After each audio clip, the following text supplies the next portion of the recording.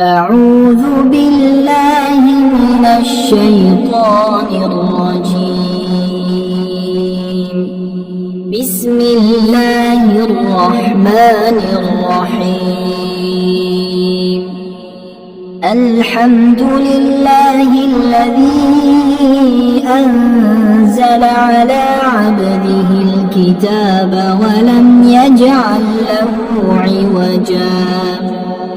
قيما لينذر بأسا شديدا من لدنه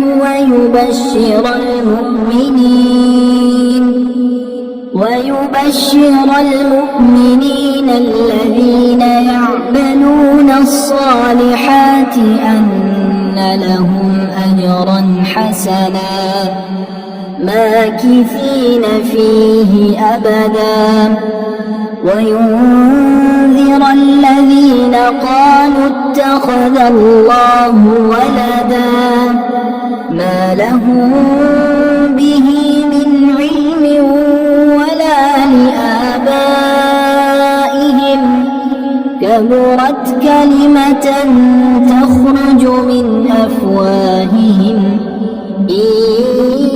يقولون إلا كذبا فلعلك باخع نفسك على آثارهم إن لم يؤمنوا بهذا الحديث أسفا إنا جعلنا ما على الأرض زينة لها لنبلوهم أيهم أحسن عملا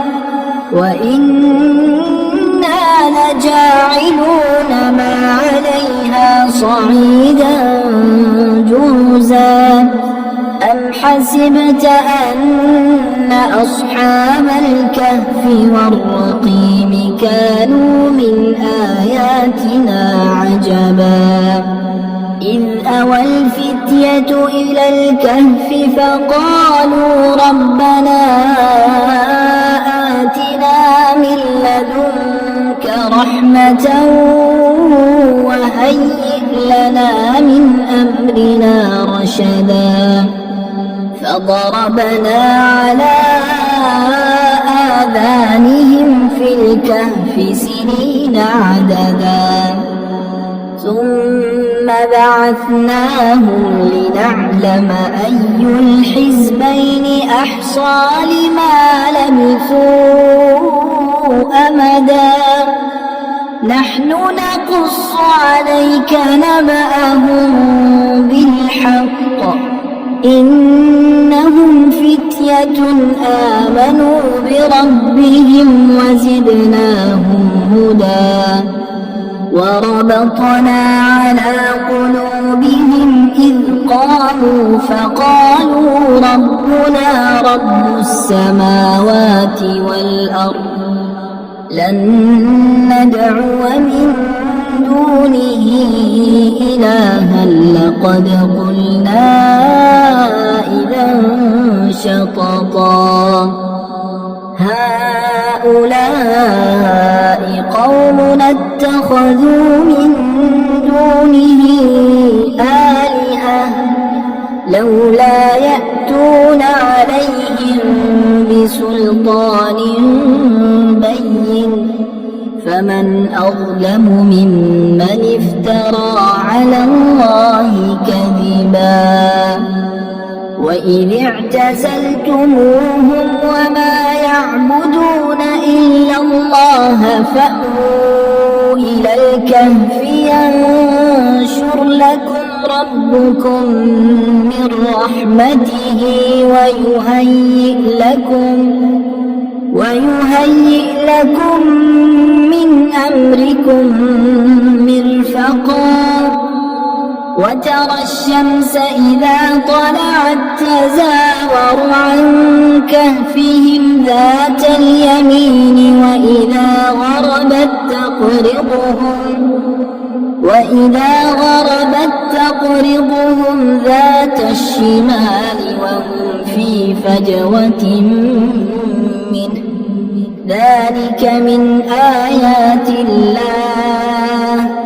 من يهد الله فهو المهتد ومن يضلل فلن تجد له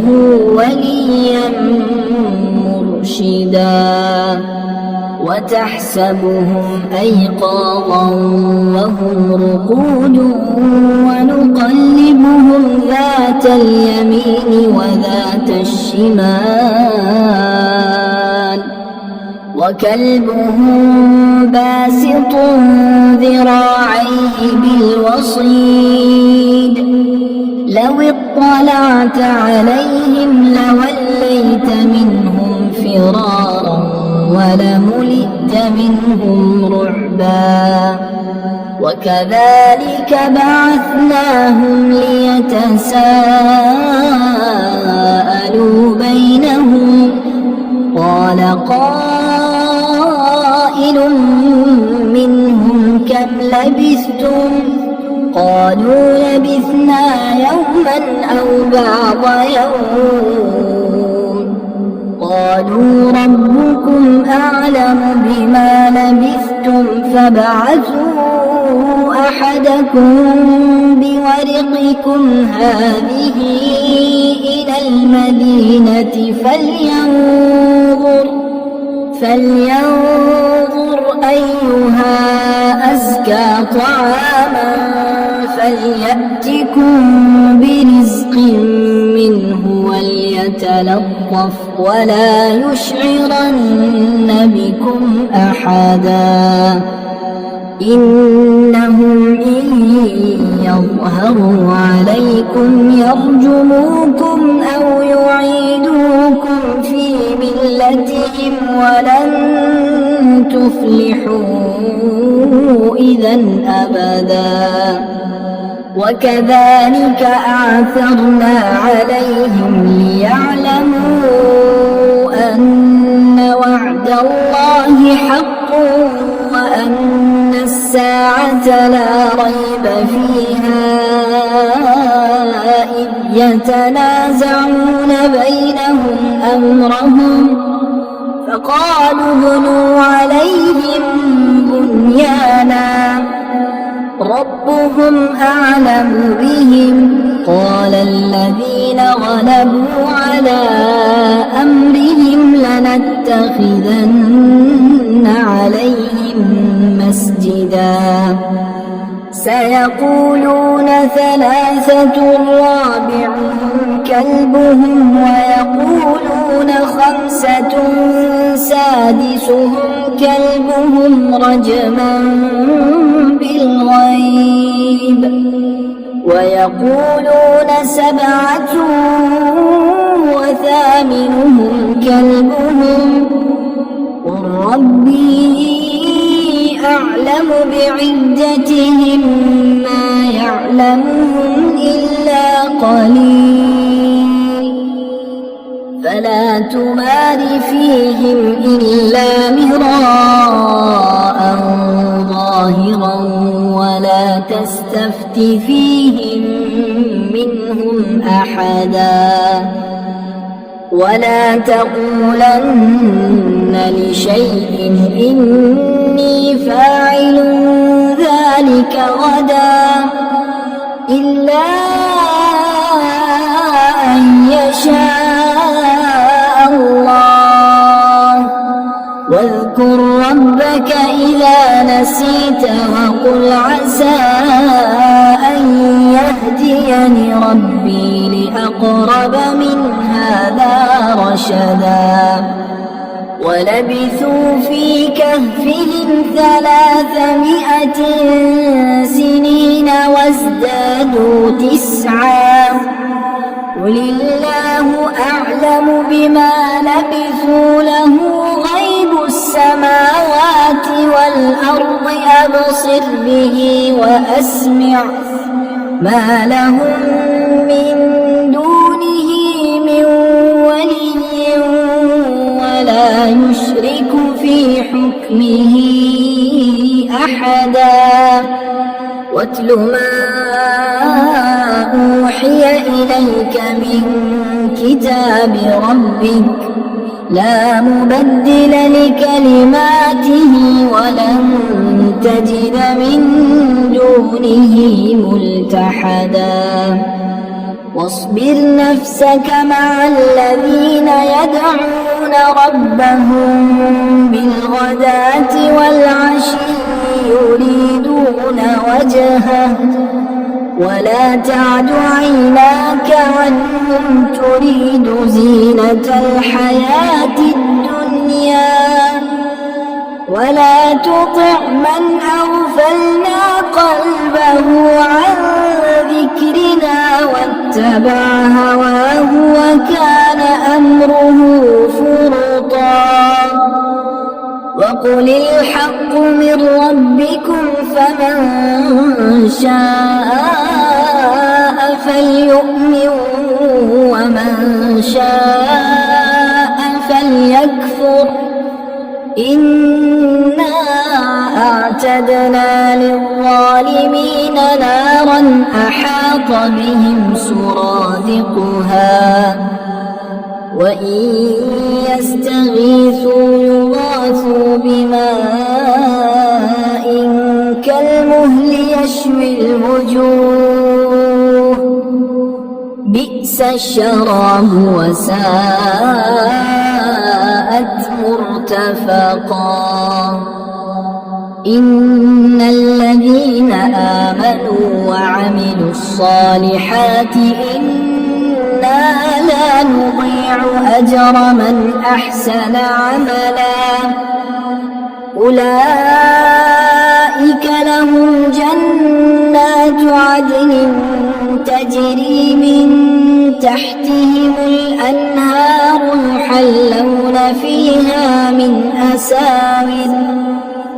يحلون فيها من أساور من ذهب ويلبسون ثيابا خضرا من سندس واستبرق متكئين فيها على الأرائك نعم الثواب وحسنت مرتفقا واضرب لهم مثل الرجلين جعلنا لأحدهما جنتين من أعناب وحففناهما بنخل وجعلنا بينهما زرعا كلتا الجنتين آتت أكلها ولم تظلم منه شيئا وفجرنا خلالهما نهرا وكان له ثمر فقال لصاحبه وهو يحاوره أنا أكثر منك مالا وأعز نفرا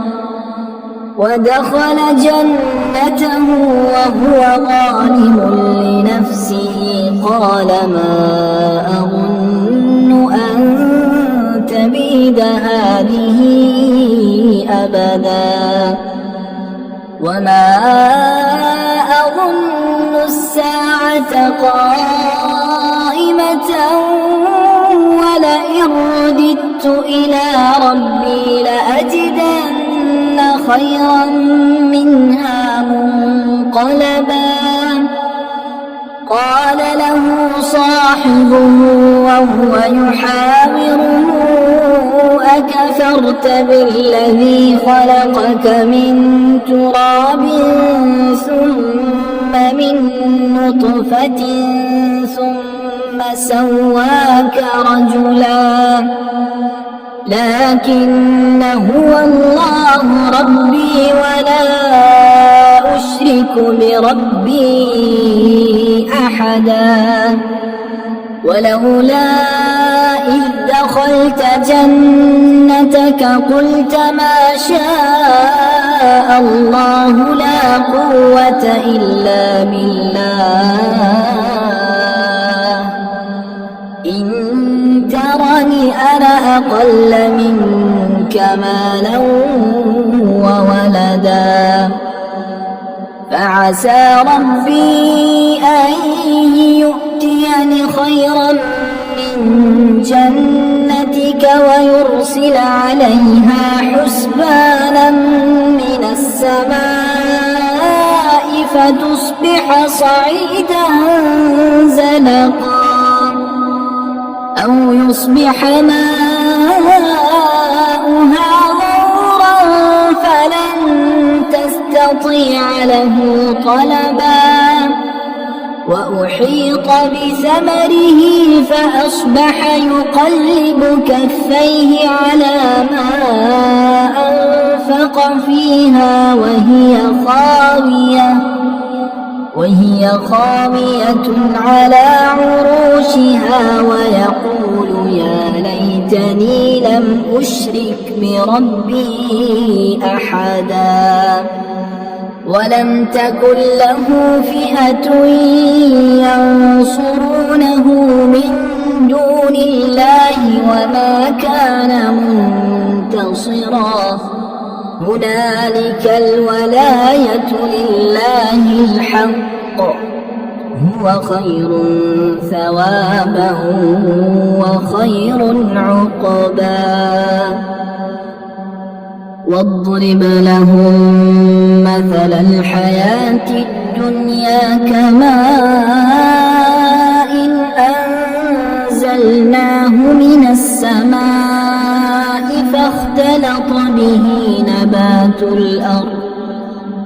فاختلط به نبات الأرض فأصبح هشيما تذروه الرياح وكان الله على كل شيء مقتدرا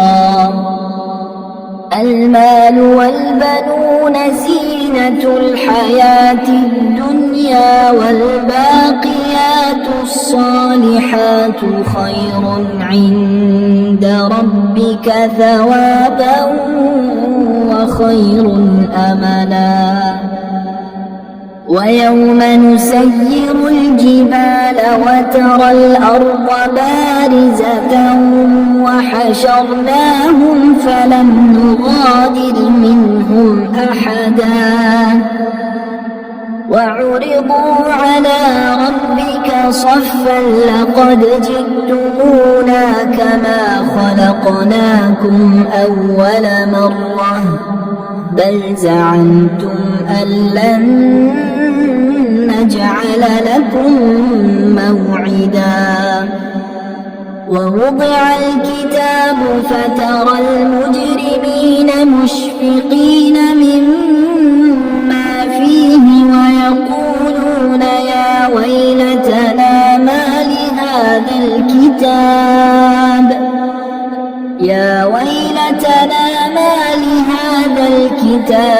لا يغادر صغيرة ولا كبيرة إلا أحصاها ووجدوا ما عملوا حاضرا ولا يظلم ربك أحدا وإذ قلنا للملائكة اسجدوا لآدم فسجدوا إلا إبليس كان من الجن ففسق عن أمر ربه أفتتخذونه وذريته أولياء من دوني وهم لكم عدو بئس للظالمين بدلا ما أشهدتهم خلق السماوات والأرض ولا خلق أنفسهم وما كنت متخذ المضلين عضدا ويوم يقول نادوا شركائي الذين زعمتم فدعوهم فلم يستجيبوا لهم وجعلنا بينهم موبقا ورأى المجرمون النار فظنوا أنهم مواقعوها ولم يجدوا عنها مصرفا ولقد صرفنا في هذا القرآن للناس من كل مثل وكان الإنسان أكثر شيء جدلا وما منع الناس أن يؤمنوا إذ جاءهم الهدى ويستغفروا ربهم إلا أن تأتيهم سنة الأولين أو يأتيهم العذاب قبلا وما نرسل المرسلين إلا مبشرين ومنذرين ويجادل الذين كفروا بالباطل ليدحضوا به الحق واتخذوا آياتي وما أنذروا هزوا ومن أظلم ممن ذكر بآيات ربه فأعرض عنها ونسي ما قدمت يداه إنا جعلنا على قلوبهم أكنة أن يفقهوه وفي آذانهم وقرا وإن تدعوهم إلى الهدى فلن يهتدوا إذا أبدا وربك الغفور ذو الرحمة لو يؤاخذهم بما كسبوا لعجل لهم العذاب بل لهم موعد لن يجدوا من دونه موئلا وتلك القرى أهلكناهم لما ظلموا وجعلنا لمهلكهم موعدا وإذ قال موسى لفتاه لا أبرح حتى أبلغ مجمع البحرين أو أمضي حقبا فلما بلغا مجمع بينهما نسيا حوتهما فاتخذ سبيله في البحر سربا فلما جاوزا قال لفتاه آتنا غداءنا لقد لقينا من سفرنا هذا نصبا قال أرأيت إذ أوينا إلى الصخرة فإني نسيت الحوت وما أنسانيه إلا الشيطان أن أذكره واتخذ سبيله في البحر عجبا قال ذلك ما كنا نبغي فارتدا على آثارهما قصصا فوجدا عبدا من عبادنا آتيناه رحمة من عندنا وعلمناه من لدنا علما قال له موسى هل أتبعك على أن تعلمني مما علمت رشدا قال إنك لن تستطيع معي صبرا وكيف تصبر على ما لم تحط به خبرا قال ستجدني إن شاء الله صابرا ولا يعصينك أمرا. قال فإن اتبعتني فلا تسألني عن شيء حتى أحدث لك منه ذكرا. فانطلقا حتى إذا ركبا في السفينة خرقها قال أخرقتها لتغرق أهلها لقد جئت شيئا إمرا. قال ألم أقل إنك لن تستطيع معي صبرا. قال لا تؤاخذني بما نسيت ولا ترهقني من أمري عسرا. فانطلقا حتى إذا لقيا غلاما فقتله قال أقتلت نفسا زكية بغير نفس لقد جئت شيئا نكرا. قال ألم أقل لك إنك لن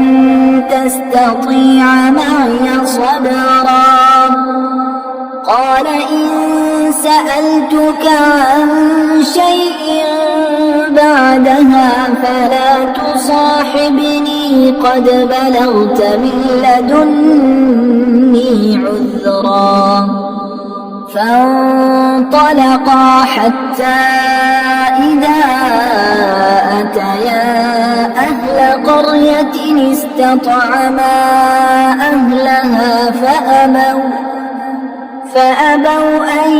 يضيفوهما فوجدا فيها جدارا يريد أن ينقض فأقامه. قال لو شئت لاتخذت عليه أجرا. قال هذا فراق بيني وبينك سأنبئك بتأويل ما لم تستطع عليه صبرا. أما السفينة فكانت لمساكين يعملون في البحر فأردت أن أعيبها وكان وراءهم ملك يأخذ كل سفينة غصبا. وأما الغلام فكان أبواه مؤمنين فخشينا أن يرهقهما طغيانا وكفرا. فأردنا أن يبدلهما ربهما خيرا منه زكاة وأقرب رحما. وأما الجدار فكان لغلامين يتيمين في المدينة وكان تحته كنز لهما وكان أبوهما صالحا. فأراد ربك أن يبلغا أشدهما ويستخرجا كنزهما رحمة من ربك وما فعلته عن أمري ذلك تأويل ما لم تسطع عليه صبرا. ويسألونك عن ذي القرنين قل سأتلو عليكم منه ذكرا. إنا مكنا له في الأرض وآتيناه من كل شيء سببا. فأتبع سببا حتى إذا بلغ مغرب الشمس وجدها تغرب في عين حمئة ووجد عندها قوما قلنا يا ذا القرنين إما أن تعذب وإما أن تتخذ فيهم حسنا قال أما من ظلم فسوف نعذبه ثم يرد إلى ربه فيعذبه عذابا نكرا وأما من آمن وعمل صالحا فله جزاء الحسنى وسنقول له من أمرنا يسرا ثم أتبع سببا حتى إذا بلغ مطلع الشمس وجدها تطلع على قوم لم نجعل لهم من دونها سترا كذلك وقد أحطنا بما لديه خبرا ثم أتبع سببا حتى إذا بلغ بين السدين وجد من دونهما قوما لا يكادون يفقهون قولا قالوا يا ذا القرنين إن يأجوج ومأجوج مفسدون في الأرض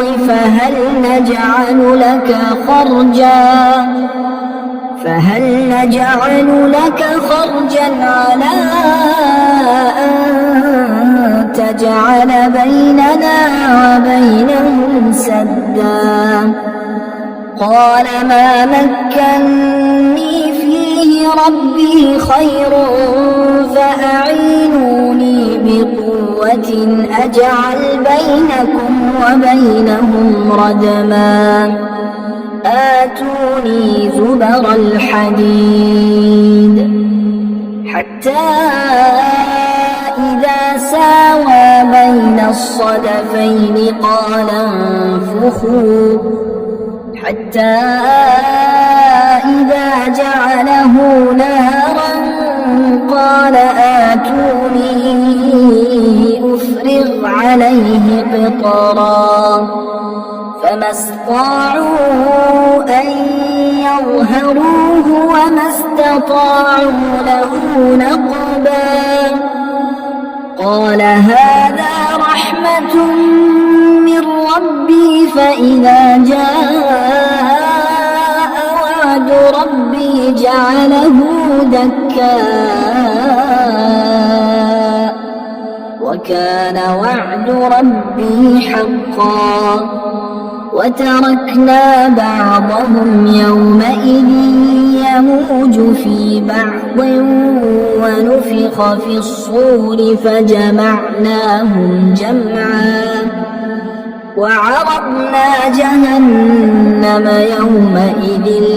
للكافرين عرضا الذين كانت أعينهم في غطاء عن ذكري وكانوا لا يستطيعون سمعا أفحسب الذين كفروا أن يتخذوا عبادي من دوني أولياء إنا أعتدنا جهنم للكافرين نزلا قل هل ننبئكم بالأخسرين أعمالا الذين ضل سعيهم في الحياة الدنيا وهم يحسبون أنهم يحسنون صنعا أولئك الذين كفروا بآيات ربهم ولقائه فحبطت أعمالهم فلا نقيم لهم يوم القيامة وزنا ذلك جزاؤهم جهنم بما كفروا واتخذوا آياتي ورسلي هزوا إن الذين آمنوا وعملوا الصالحات كانت لهم جنات الفردوس نزلا خالدين فيها لا يبغون عنها حولا قل لو كان البحر مدادا لكلمات ربي لنفد البحر قبل أن تنفد كلمات ربي ولو جئنا بمثله مددا قل إنما أنا بشر مثلكم يوحى إلي أنما إلهكم إله واحد فمن كان يرجو لقاء ربه فليعمل عملا صالحا ولا يشرك بعبادة ربه أحدا.